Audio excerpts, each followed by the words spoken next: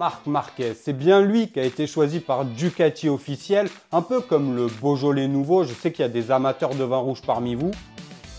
Le nouveau Marc Marquez est bien arrivé, ou plutôt c'est l'ancien Marc Marquez qui est de retour, avec les canines aiguisées comme un Opinel. Si Pecco Bagnaia avait peur du tempérament de Martin, qu'il ne s'en fasse pas, car Marquez qui fait du Marc Marquez, ça risque aussi d'être très animé dans le box. Comme il l'exprime clairement dans des propos, il assume sa stratégie. Il n'est absolument pas venu pour caresser dans le sens du poil Pecco Bagnaia ou bien tout simplement pour faire de la couture. Non, non, Marc Marquez est bienvenu pour écraser tout le monde, pour être à nouveau champion du monde. Il l'assume totalement. On revient sur les propos de Marc Marquez de suite. N'oubliez pas de vous abonner, de liker la vidéo, c'est important. Merci à tous pour le soutien.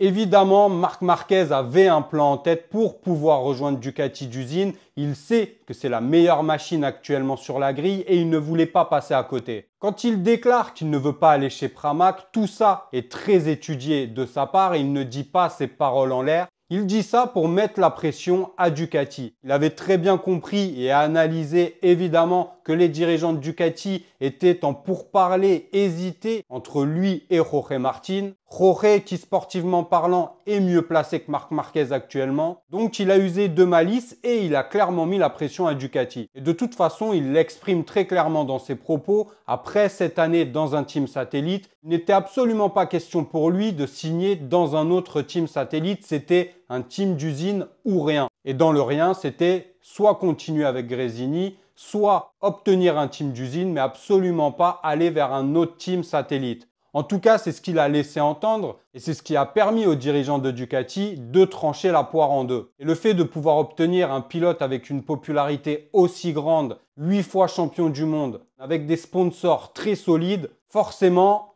ça fait réfléchir. Enfin bref, on revient sur les propos de Marc Marquez qu'il assume totalement. Je ne suis pas heureux quand un pilote se retrouve sans moto, mais parfois dans le sport et dans le monde professionnel, il faut être égoïste parce qu'on veut le meilleur. Et en l'occurrence, le meilleur était la moto rouge. Il faut savoir bien jouer avec les cartes qu'on a, mais la plus importante concerne ce qu'il se passe en piste. Sur la piste, les ingénieurs de Ducati m'ont dit que les progrès effectués en course avec la moto 2023 ont beaucoup compté. Mais il y a beaucoup d'autres facteurs encore. Quand on me parle de rejoindre Pramac, je l'ai dit très clairement, pour moi, ce n'était pas une option. Je veux les meilleures armes, les mêmes armes que les autres et actuellement, je ne les ai pas. Ce n'est pas une excuse, je prouve que je peux être performant, mais je ne les ai pas. Une autre chose très claire dans mon esprit, c'est que je n'allais pas passer d'une équipe satellite à une autre. Le troisième élément est que si on parle de contrat de sportif, on parle aussi de sponsors qui m'ont suivi durant ma carrière. Une multinationale valide son budget pour 2 ans en avance et on ne peut pas les laisser sans avoir un avenir clair, c'est infaisable.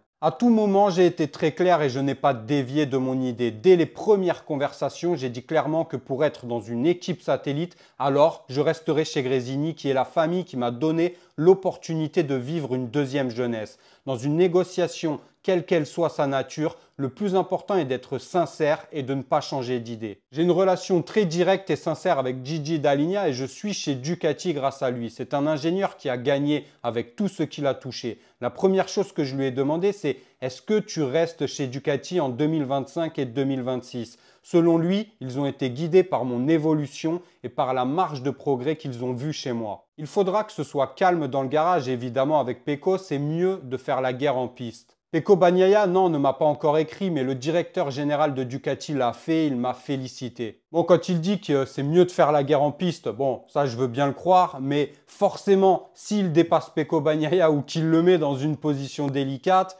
bon bah la guerre se poursuivra dans le box, c'est une évidence. Et le loup Marc Marquez, avec ses canines bien aiguisées, ne va pas se modérer, se ralentir pour laisser Pecco Bagnaia rester le leader du team. Évidemment, tout Marc Marquez qu'il est, il fera tout pour l'écraser et c'est normal, c'est la compétition, ça reste un grand champion et son objectif est toujours le même que dans Koh Lanta, être le numéro 1. Enfin bref, dites-moi ce que vous pensez des déclarations de Marc Marquez, du choix de Ducati. On se retrouve dès lundi pour une prochaine vidéo. N'oubliez pas de vous abonner, de liker la vidéo, c'est important. Prenez soin de vous, de vos proches. À lundi sur Vinson MiGP.